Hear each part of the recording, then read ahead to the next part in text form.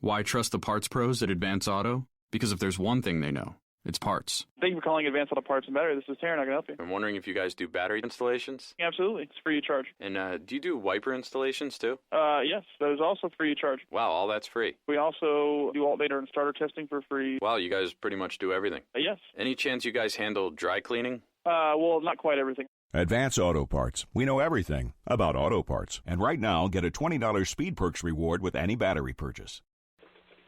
Blog Talk Radio. Best-selling and award-winning author of true crime and crime fiction, Yvonne Mason is back with a brand new book, The Pink Canary, a book that delves into the life of a drag queen and a marvelous whodunit. You can find this and all of Yvonne's other works on Amazon.com. Or find Yvonne Mason on Facebook and Twitter. You're gonna kill me. Buy your copy of Pink Canary now. Good evening, ladies and gentlemen. It's Wednesday night, and yes, it is off the chain. I am your host, Yvonne Mason, and yes, that was a piece of shameless promotion. That is my comedy, The Pink Canary, and if you're into drag queens and all that goes along with drag queens, you'll love it. It's hysterically funny. And if you're looking for a good ad man, that young man that just did my ad, his name is Christopher Dunham. He has his own radio show as well. He's getting it put back up, but he also does ads, and he's very, very reasonable. He's also looking for sponsors to help him with his radio shows, and he will help do ads as well as with the sponsorship. Find him on my Facebook page, Christopher Dunham, and let him do some ads for you, because I'm going to tell you, my book sales have really, really increased since I've been doing the shameless promotions with Chris's ads. We have been off for the weekend. It's been a kind of crazy weekend here in sunny Florida. It decided that it was going to be New York cold. I like froze to death. I'm ready to send all the snowbirds back home because they brought the cold with them. But that being said, tonight's show is a first-time author, and as I was doing my research on him, I'm amazed at this man. He is just, I'm almost envious of him because he is so multi-talented. His name is Carlos Colón, and he was born in Spanish Harlem, which brings a song to my head because I was of the era of the 60s where they sang that beautiful song. He was raised in the South Bronx during the turbulent late 1960s and early 70s. He graduated with an English degree from Lehman College, CUNY, in 1980. He spent the following years working various sales jobs while also working with film producers on developing original screenplays and adaptations he'd written in later years.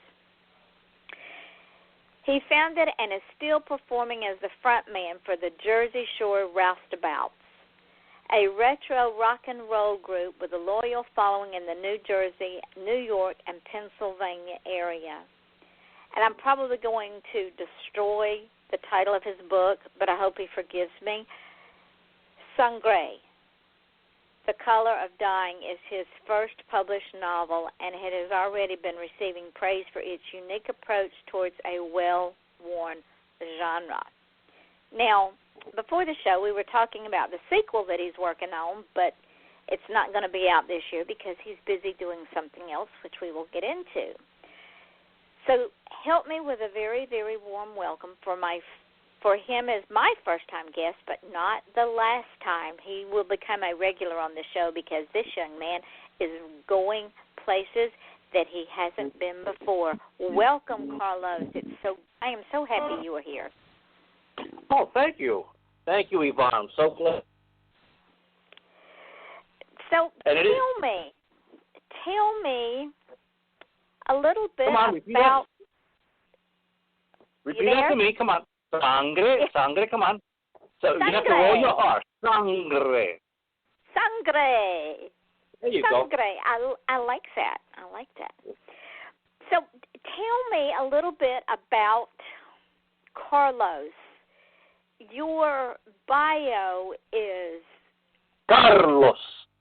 Wonderful. Roll that R. Carlos. So tell me about Carlos. Well, you pretty much covered my life story there. I was born at the Metropolitan Hospital, and I was living in the in Spanish Harlem, 123rd Street. And then we graduated to the South Bronx. This was all during the early, I'm aging myself, I guess, but the early to mid 60s. And then, as you stated, I did graduate as an English major. And I was writing all that time. I was writing plays. I was writing stories. And I had one of my college professors. He used to call me Hemingway. And I eventually won honorary mention for an award for playwriting in my graduation year. Between you and me, I should have won. My play was way better than the one that won. But hey, But yeah. So after that. Long career in sales and insurance, while also working with producers on screenplays, both original and adaptations. And none of them got past development hell. But when I started the Jersey Shore Roustabouts 10 years ago, I also started writing this story. It was just a lingering story that I had, and it took me that long to finally complete it. So, you know what? I'm still making corrections and additions and so forth. But finally, it's edited to its best form, and it's been getting so much praise. This past week or 2 weeks ago, it was voted one of the top 10 novels of the year written by Latino authors. So I was very proud of that. Wonderful. Well, let's back before we get into the meat of the matter, because you've heard my shows. You know I like to keep my listeners on edge. It's like the news show, and they say, and coming up is going to be XYZ, and so you sit there and you wait, and then they say, and coming up is going to be XYZ, until it's towards the end of the newscast, and they go, oh, and XYZ happened, and you're going, I sat all the time for this, but you don't want to leave because it might be really important. So before we get into the meat of the matter, Spanish Harlem has always been a fantasy city of mine. I've never been to New York. I would love to go. It's on my bucket list. But do you remember the song Spanish Harlem that came out in the 60s? It was one of the most beautiful songs that came out during that time. Yes. Tell our audience, if you will, why it's called Spanish Harlem, and the dynamic of that city that, to me, it has such a romantic air about it. You know, I actually do have romantic memories of that era, but I also have very, very real memories of that era. So do I. I grew up in Spanish Harlem in the late 50s through early 1960s. My mother worked at the Apollo Theater. And I remember, she was a single mom at the time. My father had left early on, and I remember her taking me to work there. You know, I was in the area where the bowling alley was. There was attached to a bowling alley. I don't know if people realize that, and there was pool tables there. And I remember just bothering the hell out of everybody, taking the balls off the pool table and just creating all kinds of havoc. And my mother was asked out on a date by one of the musicians playing there.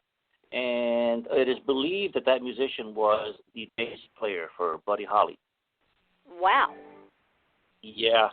So, the Spanish Harlem is on the east side of the upper Manhattan. Yes, it was mainly Hispanics living in that area. I have many memories of walking on 3rd Avenue with my mother and her friends. And when you're a child, it's such a big world when you're a child, but I do have nice memories of it, but it was also rough. We were poor. We were very poor. We were living in a tenement where the bathtub was actually in the kitchen, which people can't believe that. But yeah, I remember taking baths while my mother was cooking. You know, so yeah, so it was a very, it was a very different life. But I guess, for lack of a better expression, the way that the trade, it's a warm feeling when you hear that song. You want to dance to it because it's got such a warm connotation to it. Well, I may be a little bit biased, but the Latinos, the Hispanics, they are a very passionate and warm people. They're very, I know the way we're portrayed on TV and in movies sometimes doesn't show that, but we're a very passionate and warm people, and I think the song does capture that. Yeah, and I agree you are. I have several Hispanic friends that I wouldn't take anything. They're very, very loyal. They're very warm. They're very passionate. They're very caring. And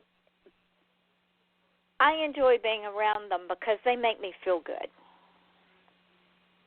And I can't say that for a lot of people. Well, you know what? We like making people feel good. I know, because it comes across in the music, it comes across in your works, in your writings, it comes across in your in the way that you approach people. I have never seen such open-minded people as the Latino community. I mean, they are very open-minded. They're accepting, I think is the word I'm looking for. That's one of the things that was captured in the novel that both Latinos and non-Latinos caught on to was that it captured the Latino people and their family values and their loyalty to one another. And to those they love, whether they're blood or not. One of my best friends was brought over from Cuba as a child, so he's got Latino blood in him all the way through. I mean, this young man, if he was any more Latino, I don't know if I could stand him. But he is fiercely loyal and fiercely loving and fiercely honest. Yes, and that's one of the reasons. Yes, we can sometimes be honest to the point of being brutal, but there's all people have different. There are different kinds of all people. We also have the dishonest ones. The ones that we're just like everybody else. But I understand the brutal honesty because I'm from the South and we're brutally honest, but we do it with a bless your heart and a smile. And Southerners are portrayed in the same way, Carlos. In some of the films that I've seen, Southerners are portrayed as backwards, ignorant, stupid, revengeful, racist. So you get the whole gamut. But in the end, we're all just people. We are people who need people. And there's a song about that. Now, moving on to your band, the Jersey Shore Roustabouts. Before we talk about that band, there was a band that you were in before that when I was doing my research on you, you were the lead vocals and the former frontman for the rock band Prisoners of Pigs on Parade. Those are two separate bands, Prisoner and Pigs on Parade. Oh, yes, okay. I was a punk rocker back in the late 70s and early 80s. I played at CBGBs. I wore the makeup. I tied my hair up. I had it standing up. Yep, I did all that, yeah. And it was a lot of fun. I met a lot of interesting people. I was offered a lot of great drugs. Didn't take them, but, it was an interesting era. Well, what made you go into music with the background that you had in writing in English? I mean, granted, they're both story. You still tell a story with music, but it's just interesting that you flip-flop those so seamlessly. Well, my the biological father was in a band, a Spanish band with my uncle. So the music roots were already there in me, and I always loved playing music, singing. So that was always a part of my life, But I also always loved telling stories. When I was a child, I used to draw comic books for my mother and my stepfather, who I consider my real father. He's the one that raised me, and and they saw very early on that I liked to tell stories and that I had a gift for entertaining. So, after you left the two punk bands, is that when you helped form or were part of the Jersey Shore Roustabouts? Because they've been around for a while. They've been around for several years, have they not? Yeah, this is our 11th year, and I was out of the music scene for a long time. I was raising my family. I got married. Respectable man. Well, maybe not respectable, but anyway, I was working man,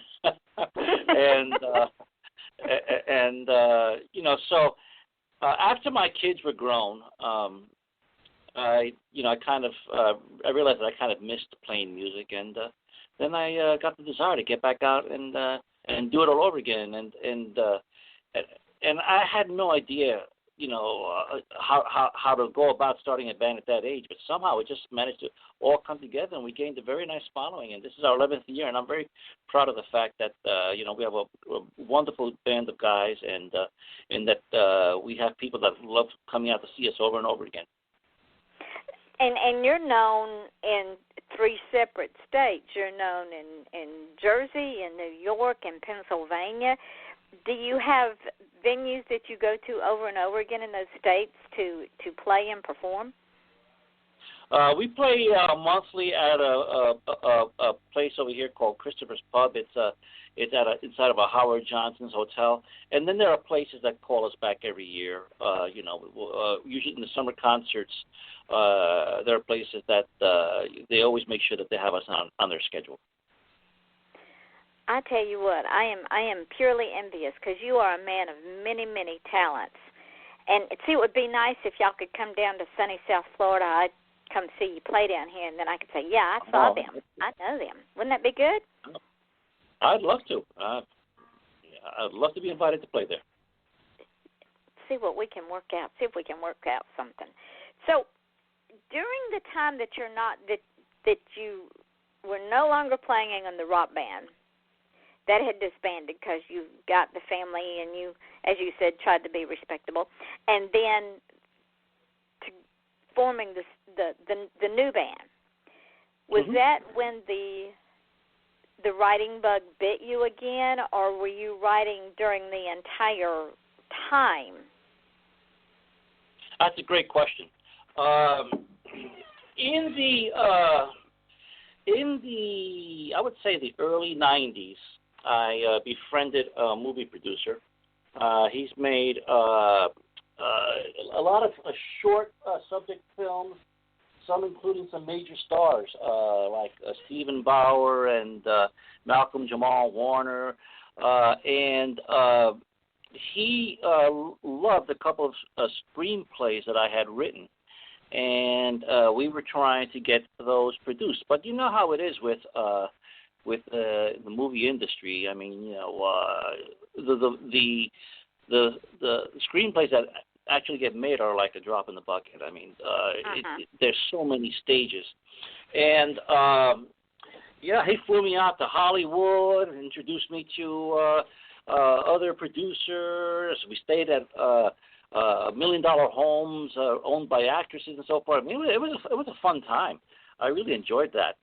But unfortunately, I didn't get to the next level. I didn't become a J.J. Abrams or a Steven Spielberg or one of those guys. But, it's still not too late. That dream's still out there. There are some things we're going to talk about later on in this show that I have there's some big stuff developing for this book. Well, let's head in that direction. When you decided to pen this book, was this something that had been sitting around in the back of your brain with the characters and knocking on your brain cells saying, we want out, you got to let us out before we drive you crazy? How long did it stew back there before you decided to put it out there? The best way that I can describe being a writer, whether it is music or a book, screenplay, is that it's a bodily function. It's almost involuntary. It just comes out of you. In about 20 plus years ago, I had developed, and that's a sad, tragic thing, that a lot of ideas that I had long ago actually wound up being produced by other people. And I had an idea about a vampire-type virus in New York City. Does that sound familiar? Because there is something now on TV called The Strain. Well, I had that idea many, many, many years ago, and the roots to this story come from there. Well done. Well, I'm going to read a little bit about this because, ladies and gentlemen, if you have not yet had the opportunity to read Carlos's debut novel, you should. Because sadly, I haven't yet, but when I read the synopsis, I said I'm downloading this on my Kindle, and I'll probably have to stay up all night because this is not... I have read vampire novels since all the way back to Bram Stoker. I read Anne Rice. I've read good vampire novels. I've read bad vampire novels. I've seen good vampire film. I've seen very bad vampire film. To begin with, vampires do not glitter. But that being said, I hear you laughing. You know what I'm talking about. They do not glitter, ladies. It's mentioned in the book. That they do not glitter. Vampires do not glitter. Trust me, they don't. But that being said, the spin that Carlos put on his character, in my mind, as a vampire reader, is highly acceptable to me. And the reason is because if one goes back and studies vampires, there's degrees of vampirism.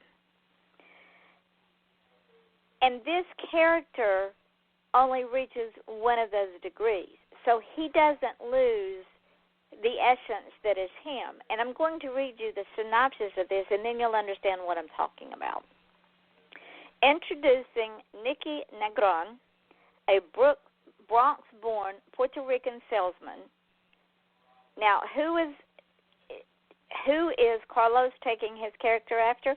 Carlos said that he sold insurance, he lived in the Bronx, and he's of Spanish heritage. So think of Carlos when you think of this character, who has suffered enough tragedy.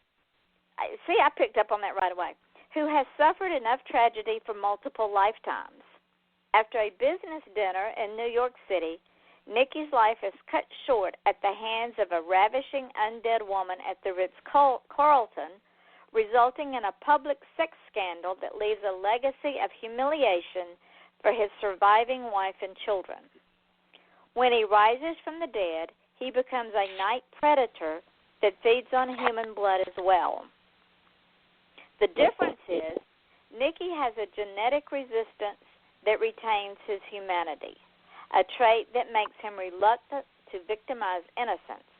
Hampered by conscience, he instead decides to feed on what he deems are the undesirables of society: prisoners, sexual predators, domestic abusers. I could send a few of those to him, and others that lower the quality of life around him. Sangre, The Color of Dying, features rough language, jaw-dropping sex, and abhorrent acts of violence, but its real emphasis is on the human being living inside the undead Night Stalker. Nicky values his family, his ethnicity, and is determined to hold on to his humanity, even if it's love with Nicky, even if it's just by rooting for the Mets, watching old Seinfeld episodes, or reminiscing about the love he once shared with his wife. Readers are already falling in love with Nicky and this thrilling tale that takes supernatural horror in a completely new direction. Now, to me, that is very believable, because as human beings, we have a natural to some strains of illnesses, diseases, or whatever. Why not have a natural resistance to becoming the undead without a conscience?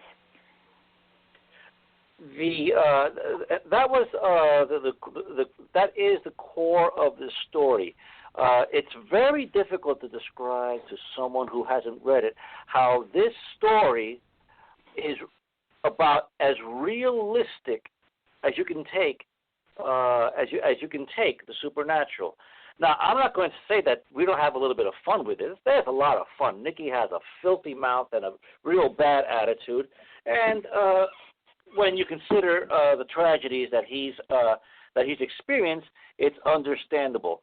But the main key that I wanted to do with this story was to make it as believable as possible. There was one of the editors that was working on the book. He actually looked at me and he said, "Is this true?" He said, "Of course it's not true. It's vampires, dummy." But what I did was I made it look like it could be true, and that's what separates it from everything else, because people can relate to what's real, and this story is very, very real. And the thing is, even with my not reading the book yet, and I apologize for that, I had every intention, but and my life is a moment by moment. But even with not reading the book, I already see, just in the synopsis, I see the life lessons that come out of this book, and I am a firm believer that any book that we read, if we read it with an open mind, whether it's nonfiction, whether it's old literature, whether it's even a sales paper or fiction, it doesn't matter. If we read with an open mind, we can learn something from that book. And there's a lot to learn in this book. I'm going to tell you right now, because I wrote it as if it was Nicky's biography. So we're learning a lot about growing up in the growing up in Spanish Harlem. We're learning a lot about the Puerto Rican family culture. We're learning a lot about. I actually put a lot of science into the story, so to make it as believable as possible. So there is a lot that you can learn. I remember when my wife was reading the book, and she was reading some of the medical passages and some of the scientific passages. She says, "Where did you learn this stuff?" And when you write a book, you have to research your subject well. Even though this is entertainment, even though it's in the quote horror genre, which I am almost hesitant to put in the horror genre, you have to take it seriously, and because if you take your story seriously, the reader will appreciate that and they will enjoy it even more. And it puts the reader in the book itself. The reader becomes part of the book because all of the research is done. You've taken Spanish Harlem, you've taken the Bronx, you've taken the Puerto Rican ethnicity, you've taken things that being a salesman, family life, the Mets, which you are very much a fan of, and put it into this story.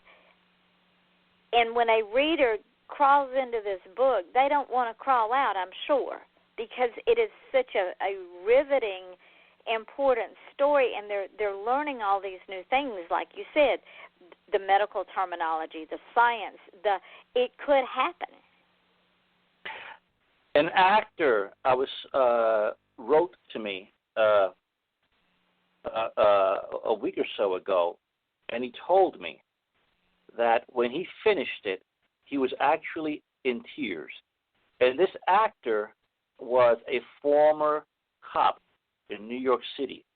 So this is a tough guy, and he was brought to tears. So that's that is how powerful the story is. I'm really proud of it, and I just wish that I just want that the people to read it to really feel what was written in there, because it is a very deep book for something. Let's talk about the elephant in the room. There is nothing more overdone over the past decade than vampires, zombies, and superheroes. Absolutely.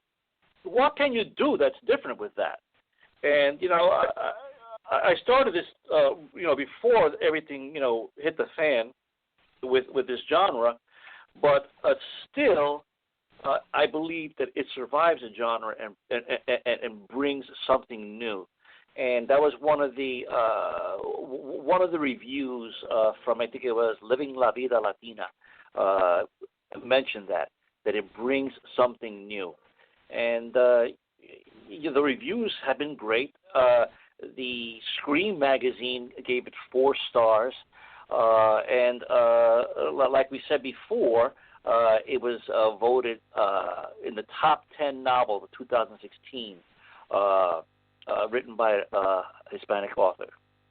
Well, even the title does not give any hint as to the content of the book, because it's Sangre, the color of dying. That could mean anything. It's only when one reads about the book.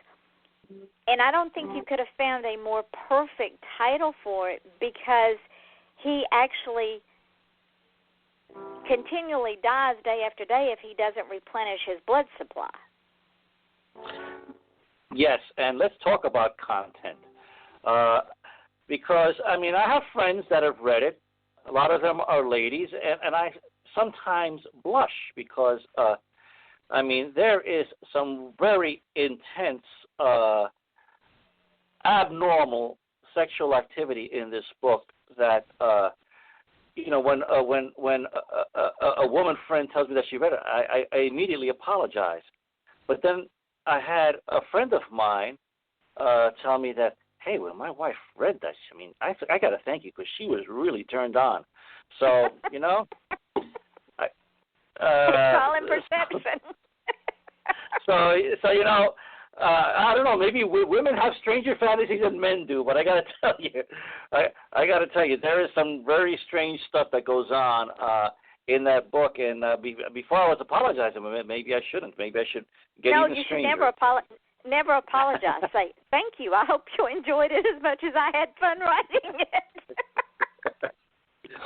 Never apologize. But it is.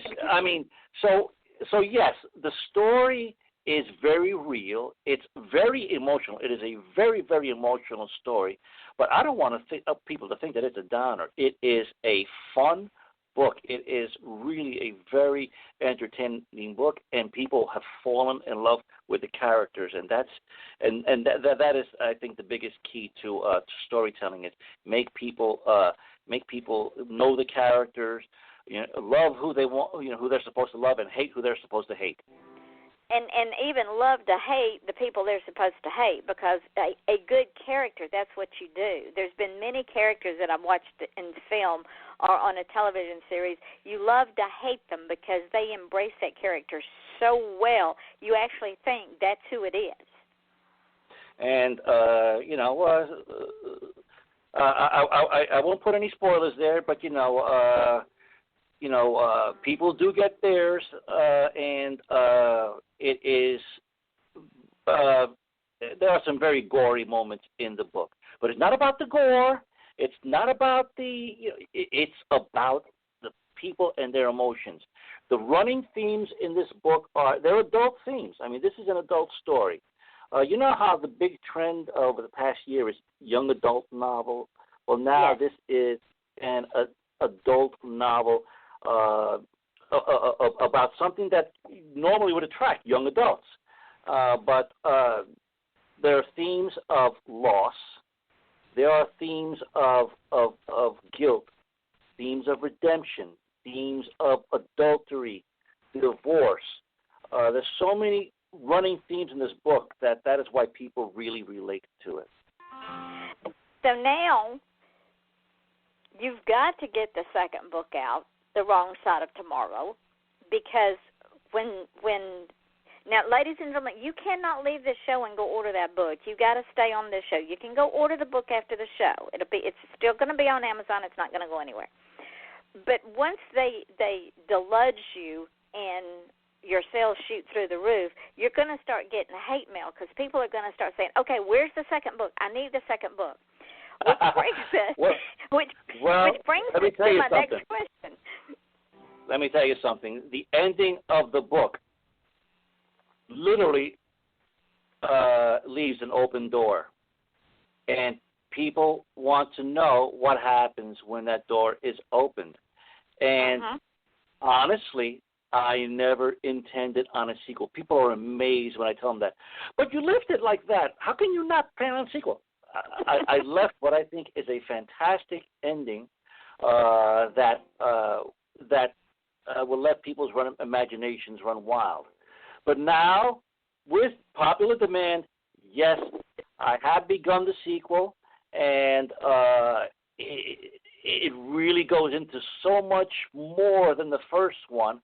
And that door that was opened, put it this way, you will get your answers. Or maybe not, because you may wind up doing a third one. You will get your answers, but the story of Sangre is a complete story. It is a complete story. It is a fun story. It is a very emotional story. And if I can make a veteran police officer, New York City police officer, no less, move him to tears, I'm sure that a lot of people will be moved to tears when they read the book, but they'll also have a lot of fun because Nicky is a fun character. He's a badass, not like me.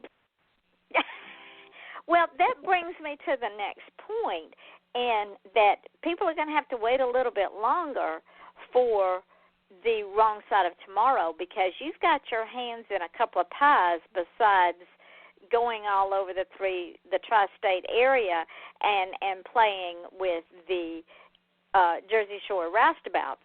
You're into doing some other things, correct? Well, yes, this is going to be the first time that I announce it. But yes, we are working on bringing Nicky to the screen. I am speaking with an award-winning film director, some other award-winning film, except an actor that is in a hit show right now on television, as well as some other actors involved in bringing Nicky to the big screen. I have a producer in California right now working on it as well. Today I was with an attorney, and I shouldn't say big screen. I'm just going to say screen because over the past couple of weeks, because it was so hard, the screenplay is already completed. I have written the screenplay, and it's already being passed around, getting a lot of buzz, but it is over 2.5 hours, the screenplay, which makes people think about whether it should be. And by the way, and that was with cutting a lot out. But that which means that the other options besides a movie could be a miniseries or a cable television series. So that is going on as we speak. It is in the very embryonic stage. No announcements have been made. We can't because no contracts have been signed. Like I said, I was speaking to an attorney today. But don't be surprised if you start hearing some news about Nicky being in development before the spring. That is fantastic That is because I see this book on film, whether it's made for television or whether it's in the theaters and then spreads out everywhere else. Because, like you say, story has not one river running through it, but it has several rivers running through it. You've got plots, you've got subplots, and it all comes together in the end. And it's also Nicky having to fight within himself his moral compass and the fact that he's doing these things that he really doesn't want to do, but he requires it. It's not something he can control. And he makes conscious decisions to only destroy those that cannot be fixed. It's funny. Well, we're talking with producers, and directors, and they're always coming up with trying to describe a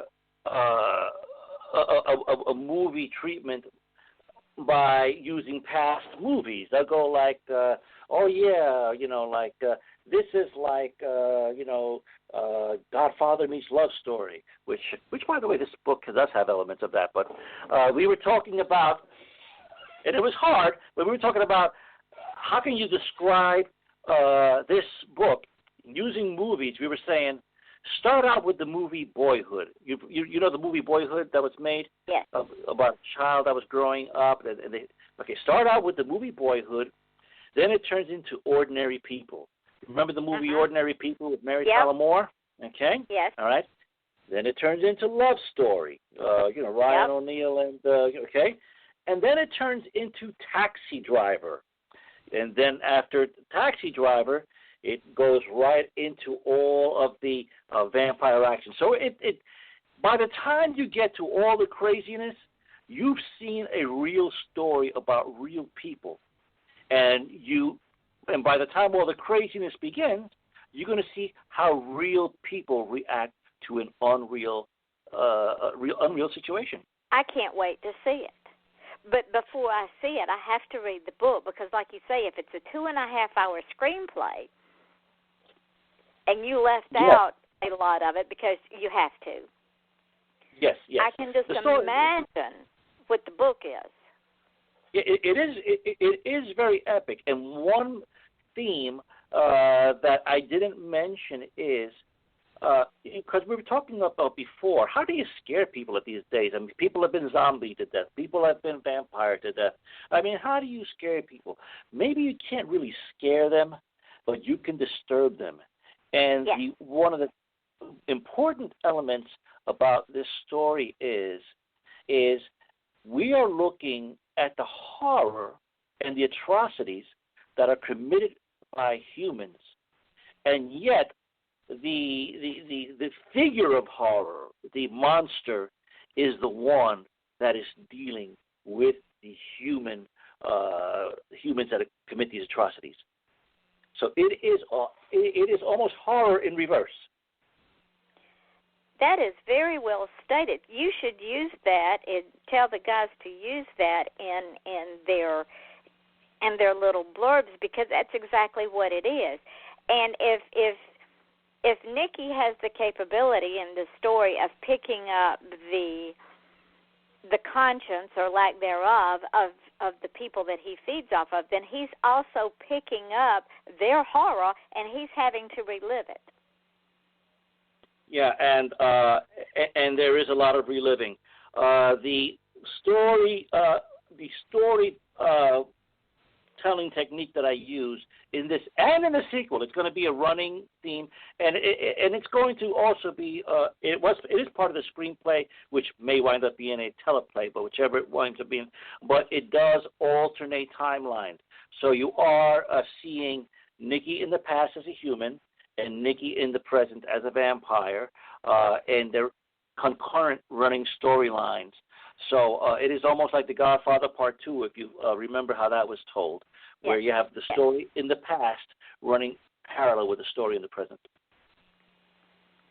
This is magnificent, Carlos. I have no words, because just what we've talked about makes me salivate, because I love a good book.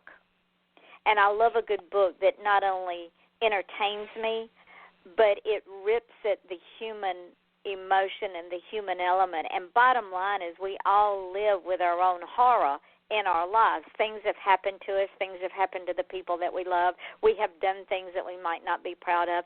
But we live with all that horror, guilt, redemption, and all the human emotions that Nikki is showing in your book.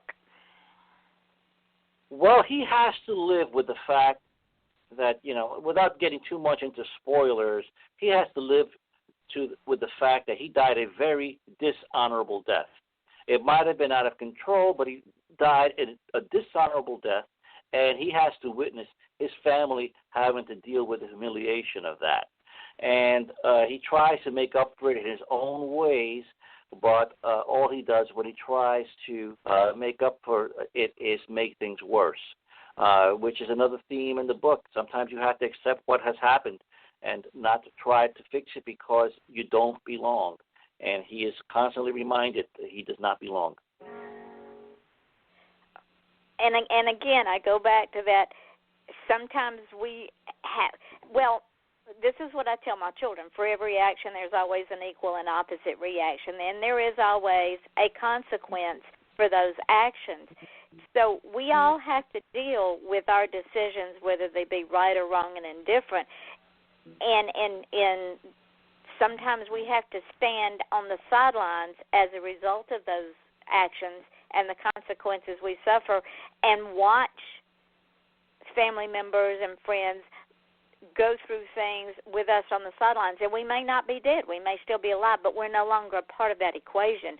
And then that's what happened to Nicky. He was no longer part of that equation because he did something that was probably went against his complete conscience and against the grain, and he destroyed the things that were beautiful in his life. Yeah, and that's what makes it a very, very moving story, I think. I'm downloading this book tonight. No, ladies and gentlemen, I'm not doing it right now. Neither can you. You've got to wait until the show is over because Carlos has some more things to talk about. Okay, other than the sequel that we're going to bring you back and talk about as you get more into it and more into this announcement tonight. I want to keep bringing you back so that we can follow your progress. What else have you got in your little quiver of arrows? Have you got some new books going in a new different direction? Have you got new music where you're going to be playing in the next month or so? Give us a skinny. Yeah, we play every month over at the Howard Johnson's in Toms River, New Jersey. I haven't been writing any new music because, like you said, my plate is very full right now. And I did want to write other books because this is kind of a departure for me. I'm not really a horror novelist, but the demand for the screenplay to be written and the sequel, which I have begun, is pretty much taking up all of my time right now. And I'm having a lot of fun with the sequel now. Because now I know Nicky. I have to get to know him too. You know what I mean? And I know Nicky. And when I put him in a situation, I know how he's going to react. And it's kind of fun doing that. So I am really having a good time writing The Wrong Side of Tomorrow, which is going to basically deal with the repercussions of what happened in the first book. So when you finish The Wrong Side of Tomorrow and you get the screenplay and the movie and all that out of the way, where do you want to go? What's your next dream? Well, somehow I don't know how I've fallen into this. I guess it was just me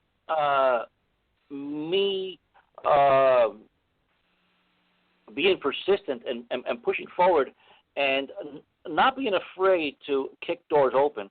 But somehow I'm winding up being a producer here. I'm dealing with I'm putting up together a package to show to TV networks, production companies, and investors. So I'm like becoming a producer at this point. And even though this is something that's totally new to me, and I'm kind of learning it as I go along, I'm kind of enjoying it. So who knows? Maybe I might go into that direction. Anything is possible, because if you've listened to my shows, you've heard me say over and over and over again that one dream leads to another dream that leads to another dream, and sometimes we don't even know that that dream is out there until, like you say, you kick in a few doors and all of a sudden, bam, things start falling into place. Well, I'm at the age where I'm supposed to be planning my retirement, but you know what? I find that if I'm planning my retirement, that means I'm just planning on sitting around doing nothing, and I don't want to do that. And I'm enjoying this keeps me young, doing something totally new. So, I agree. Yeah, I've met some really interesting people. I mean, I have had a past in the industry, Like I said, I've been to movie star homes, and I've have spoken with film and so forth. So who knows? Maybe this. It should be interesting. I'll go in that direction. Yeah. Anything is possible, and all is highly probable. And ladies and gentlemen, I talk about this at every show. Is we're never too old to dream. We're never too young to dream. And with those dreams come responsibilities, and dreams are not just dropped down in our lap by the dream fairy.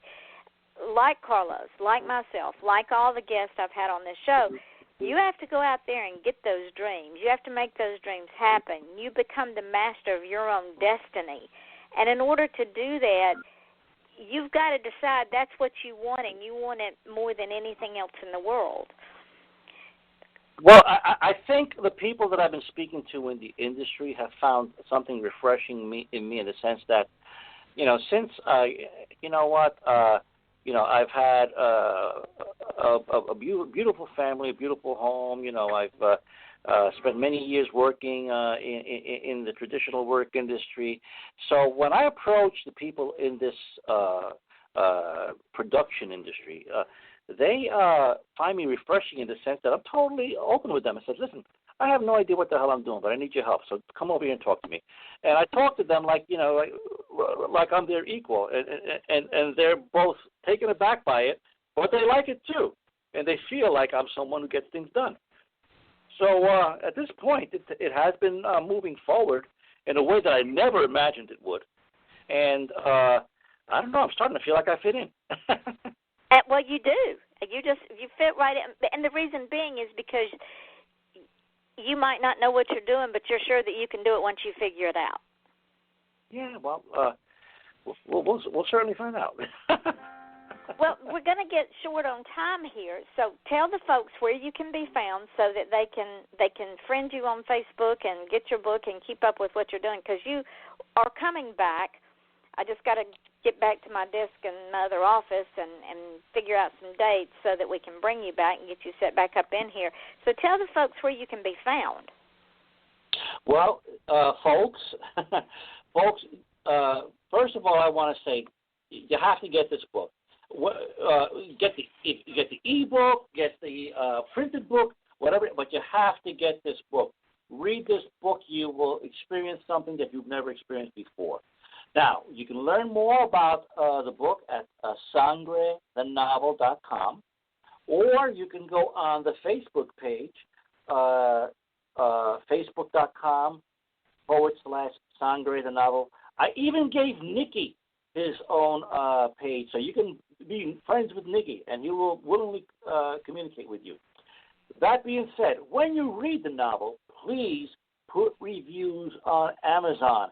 It is very helpful, believe it or not. Even if you just give it 5 stars and say, I like it, that helps, because when the more reviews get put up, Amazon puts it on their monthly newsletter, and it helps circulation, and it helps me pay bills. So please, buy the book, read the book, review the book.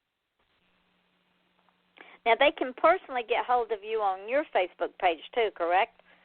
Absolutely. I love talking about everything, and I enjoy people very much, and so yes, I love making new friends. So feel free to try and friend me on Facebook, and feel free to be Nikki's friend too. He's lonely. I mean, this guy, come on, the guy spends the whole day in a coffin, for crying out loud. And he needs some visitors. So if in about a minute and a half, what advice would you have for dreamers? I'm glad you asked me that because if there's anything that I can say that could be considered advice is be yourself and be afraid of no one. No one is better than you. So when you think you're talking to like your favorite actor or director, hey, that guy is just the same as you are. He just worked hard and had a couple of breaks go his way. So if you're going after something, go after it like you're the equal of whoever it is that you're talking to.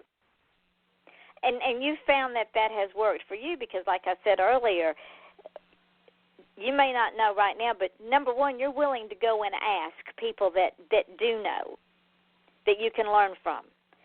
You're willing Absolutely. to take, and that's the way we learn. You're willing to take their advice. You're willing to learn everything you can about the craft so that you can be the best at what you can be at it. And again, ladies and gentlemen, that is another important factor in realizing one's dreams. If you've got a dream but you don't know how to go after it, learn what it is about the dream, A, that you want, and B, what the dream is about. Research it. Become proficient at it. And if you can't get proficient at it overnight, BS it until you become proficient at it. I always say fake it until you make it. When you take it on a big undertaking, like I don't know if that makes any grammatical sense, but when you take it on something as large as something that I'm doing, as what I'm doing now, make sure that every day you've done something that brought you one step closer to your goal, which means at the end of the year you did 365 things that brought you closer to your goal. Because if you're constantly doing that and you're constantly building, you're going to see how possible it is to achieve what you previously thought was impossible. Very good point. Excellent point. Ladies and gentlemen, tomorrow night we have author Ann Goldfarb. You don't want to miss that one. On Friday night we have author Gray Dixon, and it will get hot and steamy here in the studio. And on Saturday night we have author Alan Gravitt. Carlos, I want to thank you. Now, when the show cuts us off, I don't want you to hang up because we're going to talk for a few minutes in archives. But I want to thank you very much for taking an hour of your time and spending it with me and talking with me and letting our 6,500 closest friends know about you. To me, that is very important, and I appreciate it so much that you have agreed to this. And like I said, I'm going to bring you back. So you're not going to be a stranger on this show. And I thank you for giving me this hour. It's fun talking to you, and fun talking talking about what's been going on. So, ladies and gentlemen, tomorrow night, don't forget, 8 o'clock, author Ann Goldfarb. And as I say at the end of every show that I do, without the dreamers, there would be no environment. The dreamers are the ones who make our life beautiful. We have the dreamers. We have to have the artists. We have to have the painters. We have to have the musicians. We have to have the right. So if that is your dream, make it happen. Love yourself, like yourself, be happy, because you are the only one that can make yourself happy. The happiness comes from within, not from without. So until next time, tomorrow night at 8 o'clock Eastern Standard Time, this is Off the Chain. I am your host, Yvonne Mason, with my wonderful guest, Carlos Colón. And you now have our permission to run over to Amazon and purchase Sangre, the color of dying. Until tomorrow night, good night. Hang on, Carlos, if you will. I'm still here.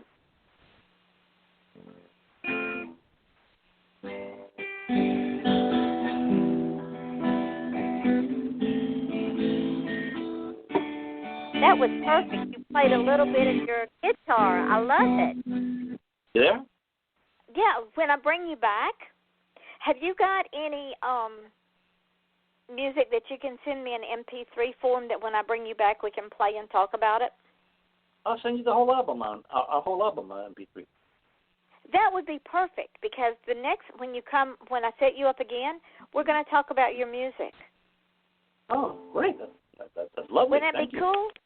Yeah, because I'm sure all of your music is original. So what I'll do is I'll set you up maybe April, May. Let me see what I've got in April. April would be a good month. Bring you back in April, and we'll just talk music. Sounds good to me. And play your music. What I usually do is when I do musicians, I play their music at the beginning like I did my ad. Then we talk for a little bit. And then I'll play another piece of music, and we'll discuss the music and the reason behind it and what birthed it and all that. And then we'll talk some more, and we'll play music throughout the whole hour. That way people can get to know you not only as a wonderful, wonderful author, but also as a musician-songwriter. Thank you. Thank you. Okay, well, send me the MP3s, and we'll set that up, and I will send you a couple of dates, and you tell me what's good for you, and then we'll set up another show. Consider it done. All right, my friend. Oh, and when we get off from here tonight, the show, of course, is going to go up into archives. As soon as it uploads into archives, I will send you the link, and I want you to spread it around, put it everywhere so people will know you are on my show, and then I will post this show on Spreaker, on Mixcloud, on SoundCloud, and on podcast.com. Now, when I post it on all of those podcasts, it goes all over the world, as well as this show goes all over the world. But when I post it on Spreaker, it automatically uploads to Stitcher, which is heard on Sirius Radio, and to YouTube. When it archives on Blog Talk Radio, this show automatically uploads to iTunes. Cool. And when I upload it to Spreaker, it is also uploaded to TuneIn Radio and FM.com. Sounds good to me. So you will be heard everywhere. But when I get all the podcasts uploaded, I will send you the links, so that you can also spread the podcast around. Use it any way you want to. Use it in any portion you want to. This is my gift to you. This is your show. Use it and get yourself out there even more. Thank you. You're welcome, and thank you again, my new friend, for spending an hour with me. It was a wonderful. The hour flew by. It was a wonderful hour. Oh, thank you. I enjoyed it, and you have yourself a nice evening. All right, sweetheart. We'll get it set up for April, and I'll get back with you. Okay. Good night.